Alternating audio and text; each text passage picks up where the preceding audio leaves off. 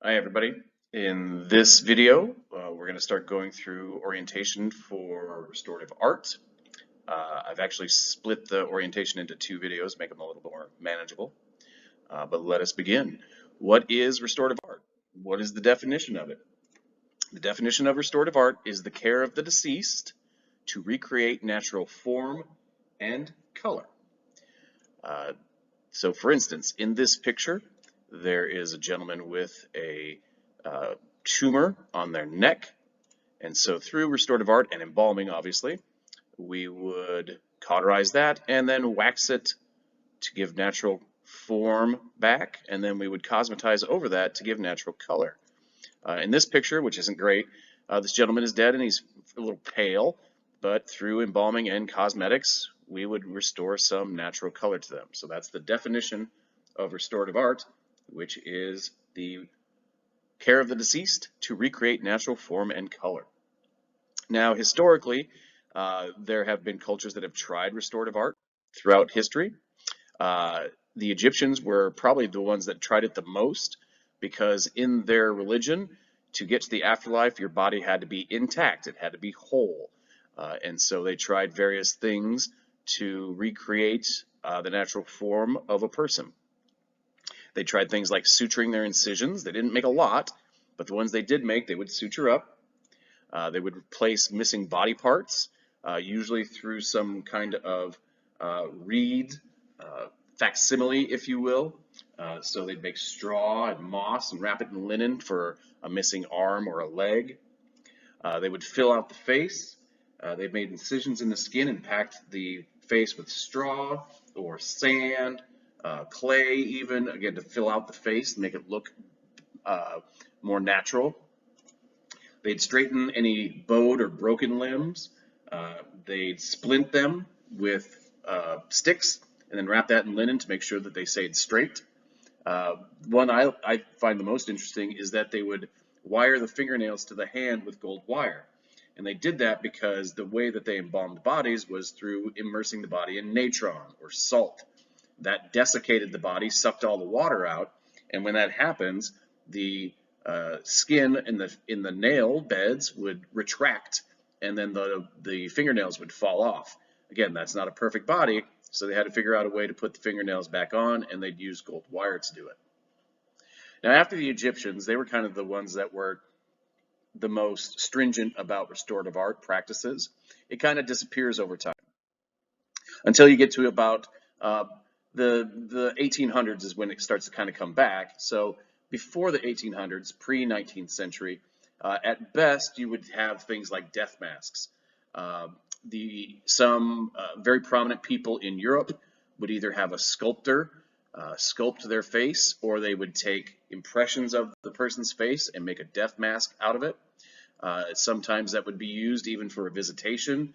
If it was a very prominent person, they oftentimes would boil the body down to bones, and then they'd stick a death mask where the face was so that people could come by and see the person. When you get into the 1800s, so the 19th century embalmers, they tried various things with restorative art. Most of it didn't work, and so that's not the reason why we don't use it anymore. But some of the things they tried were things like plastic surgery. Plastic surgery has been around for a while. They just didn't. They tried it with dead bodies, but the problem with plastic surgery is that it involves healing. Well, dead bodies don't heal, so it didn't really work well. They tried plaster of Paris, which we do still use a little bit. The problem with plaster of Paris is that it's something called a hydrate. It sucks moisture from its surroundings. And so if you apply plaster of Paris to dead tissue, it will desiccate it. It dries it out. And then that shrinks away from the plaster of Paris. And so it leaves gaps. Again, doesn't work very well as a restorative art medium. They try sculptor's clay, but sculptor's clay doesn't look right. It's hard to color and get a nice skin tone to. It also tends to dry out fairly quickly and can start to crack. They even tried window putty or glazers. Glazing is what they call it. It's what holds windows into panes. Again, it's kind of the same thing. It is malleable. You can form it, but it dries out very quickly and doesn't dry smooth. It tends to crack a lot. They even tried soap, which, again, you can mold soap, you can carve soap, but soap can melt pretty easily if it gets too warm out. So they tried various things, and they didn't really work out too well. When you get into the 20th century, that's when restorative art kind of takes off. There was a gentleman by the name of Joel E. Crandall. He was in New York, and he's considered the founder of restorative art. He's the first one to start using things like hidden sutures and other types of restorative processes. He called it demisurgery. He didn't call it restorative art. He called it demisurgery, called himself a demisurgeon. And again, he's the first one to start using concealed stitches, as he called it. So hiding sutures so that you don't see them. He also started to request photos for restorations. Now, he did restorations for a lot of big time people in New York, and restorative art started to become very popular, and funeral directors didn't like him at all because it was something that they had to learn how to do, and they didn't want to have to learn how to do it. So they kind of blame Joel Crandall, if you will, for restorative art, but he's kind of the progenitor of it. Also in the 20th century, you start to get waxes specifically made for restorative work and cosmetics that would work with the wax. In the old days, the cosmetics were mostly powders, and it just doesn't look very good. It looks kind of clownish. Well, they started to make more things more along the lines of oil-based cosmetics, even water-based cosmetics, and so now we have a pretty wide variety of cosmetics that at our disposal. Another thing that happened for restorative art in the 20th century was in 1955. There was a group of educators that got together and called themselves the Teachers Institute in Restorative Art. They got together and wanted to start to normalize terminology. They wanted to standardize it so that everybody in restorative art kind of knew what everybody else was talking about. And so one of the things they came up with as a definition was physiognomy. Physiognomy is the study of the face and features. It's one of the things that we will actually do in restorative art is study the face and its features.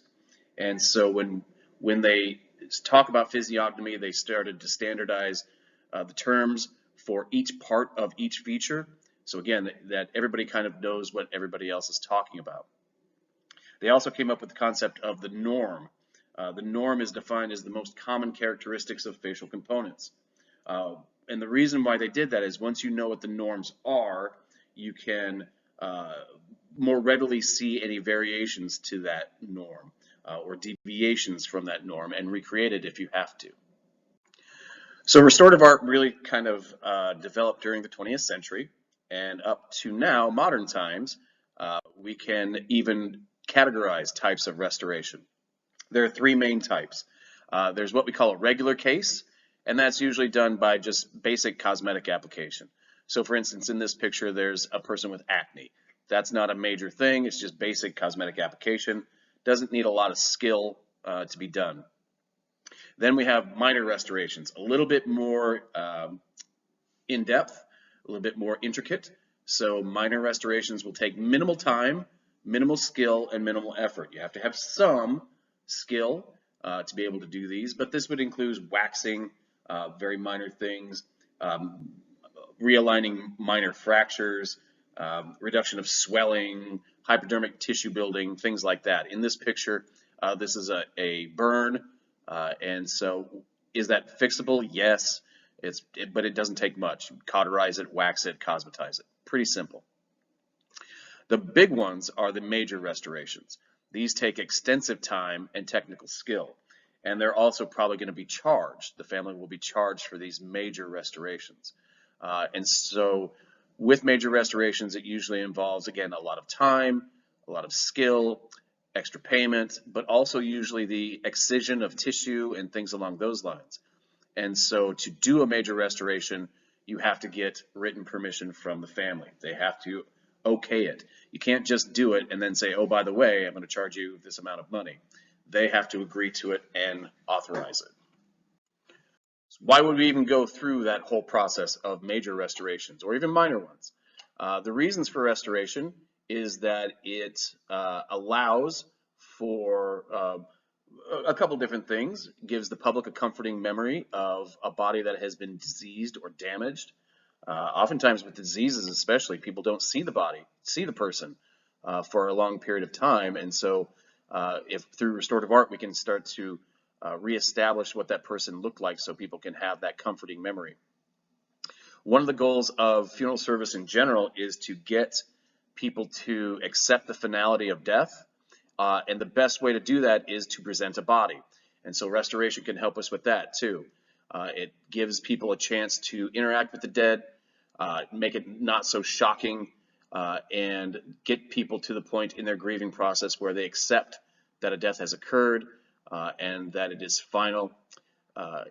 You'd be kind of surprised how many people in their heads don't accept that a person is actually dead because they didn't ever see a body.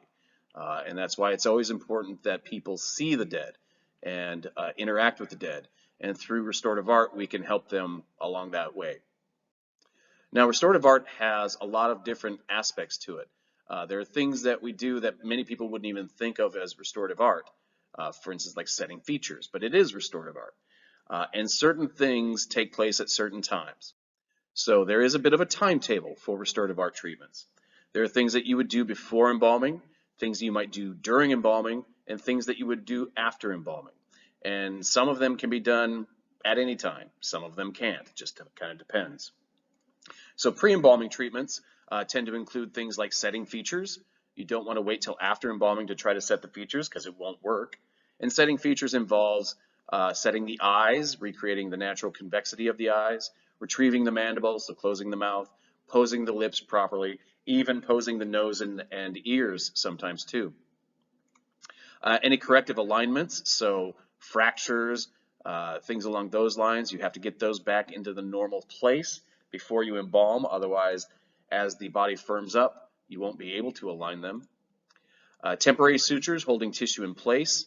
Sometimes you have sagging tissue or tissue that's been damaged and you have to hold it in place properly to have it firm up through the embalming process. So we use temporary sutures for that. Resetting of fractures. Again, depending on the situation, it could be the same as corrective alignment, but any fractures that have to be fixed before embalming. Supporting of surface tissue. The best example of this is cheeks.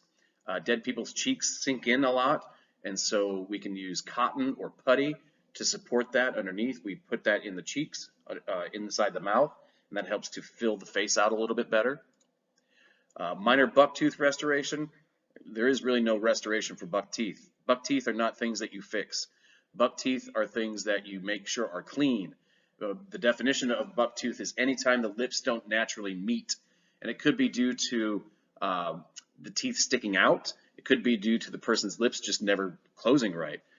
Whatever the case may be, that's how the person looks. It's no surprise to anybody that that's how the person looks. And so we just want to make sure that the teeth are clean. So there's really no restoration to be made. Puncturing of blisters is always done before embalming. One reason is that we don't want them to explode through the embalming process, which can happen, but also they will put pressure on the tissue, and that can impede your distribution, the movement of arterial solution from the point of ejection throughout the arterial system. And so puncturing of blisters is done before embalming.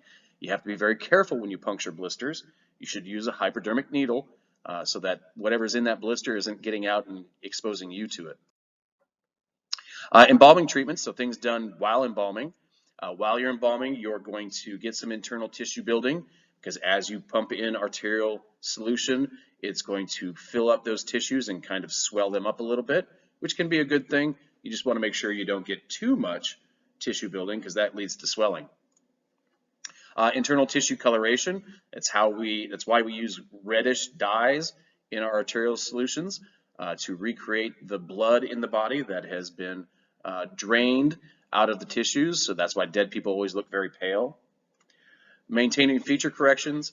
So in this instance, sometimes as you're embalming, and again, the tissue starts to swell up a little bit, features can move. And so sometimes you might have to reset the lips or reset the eyes, depending on the situation. And if the body starts to swell up, you want to limit that. during the embalming process. It's better to do it then than to wait till afterwards. Sometimes you have to wait, but let's say an eye starts to swell up, you don't wait till after embalming to fix it, you start now. And a lot of that limiting of swelling during embalming is done through external pressure. Post-embalming treatments, so things that are done after embalming, would include things like scab removal. We wait till after embalming to remove scabs because that could lead to leakage that we don't want, and that's loss of arterial solution. Excision of diseased or mutilated tissue. Most excisions are done after embalming. The only time you would excise any tissue before embalming is if for some reason it's affecting surface contours. So let's say you have a big benign tumor on the neck, for instance. Well, I can't embalm the tissue, take the tumor out after embalming, and expect that skin to go back to where it's supposed to be. I would take that benign tumor out first, put the skin back to where it needs to be, and then embalm. That's the only time you really do excisions before embalming. Most of the time you're going to wait till afterwards. Incision suturing, so this would be final suturing of any incisions that you've made. Swelling reduction, again, if you didn't get it reduced to an acceptable level during embalming, then you would have to do something else afterwards. Hypodermic tissue building is when we inject chemicals into the tissue directly to raise them up. They call them feature builders. And they're usually liquids that when they come into contact with water, they start to solidify into kind of like a gel. Again, we don't do that before embalming because we might not need to. The embalming process itself might actually raise the tissues that we wanted raised. So we always wait till after embalming to do hypodermic tissue building. Deep wound preparation, this would be excision of tissues, which involves, again, excising tissue, cauterizing it, filling up that excision with a filler of some kind, and then waxing it. Again, we'll talk about that later, but that's done always after embalming too. Waxing, any waxing that we do is done after embalming. In fact, you should wait 8 to 10 hours after embalming because that way, A, the tissue's dry. You have to have dry tissue for waxing, but also any gas formation would happen within that time frame. If you do waxing and then the body starts to develop gas, it's just going to pop that wax right off the skin. Any feature modeling we would do, so if we have to recreate a nose, an eye, an ear, anything like that, that's done after embalming. Bleaching of discolorations like bruises, that's done after embalming. And in fact, the embalming process might bleach some of it out a little bit anyway. External coloration, cosmetics is what we mean by that. Again, bucktooth correction, there really is no bucktooth correction, just make sure that things are clean. And if we have to replace any hair, which happens sometimes usually in burns or even surgeries, we would do that after embalming also. Okay, so that finishes it up for this part of the orientation. The next video is when we're going to go through anatomical position and terms that kind of go along with anatomical position.